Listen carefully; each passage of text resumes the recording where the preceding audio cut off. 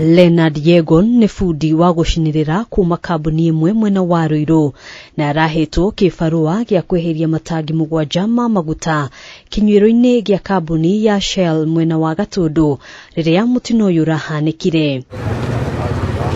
Kurerikana hindi ya mutino uyu, Yegon aracinagirira nyitiro ya kuya itangi rĩa 6 na kwa mutino nguniko ya itangi riu iratuthuka na kumuraga hau. Tukinyire uko twakora ni itangi rĩa maguta rĩa hura. Twajia ukiriguo nete kora githii na mbere hare huma na andu megututaragirio tugwika twambe twehere target gakiribuke twamba gukihera hanini niguo uri ukiguthirwo ni itangi akomio hare uguo no gwecia kwa ndake no ndakiriho. Aikari ni matariirie mururumo munene uri uraiguikire makiuga mareshiragia ni nduthuki no matinetekirio gukuhiriria haria mutino uyu urahanĩkĩire. Maka muno tondu ona tugweciragia ni bomu tugicoka kuhenyoka haha twakora ni ugwati ucio no twende muno undu ta uyu ugakagirirwo onagia ukinyaniru munene na njira nene hindi iria wira ta uyu kurutwo ni tondu no ugere ngero tondu nyumba teno ni nyumba ya nene na impact teyo no itume ona ugwati ucio unenehe muno. Kurumirira mutino uyu riu ni moritie kambuni ino kwihuga uria matangi maya mekuigwo kuona ona thenge ya gukorwo matekuhuthika no ugwati munene.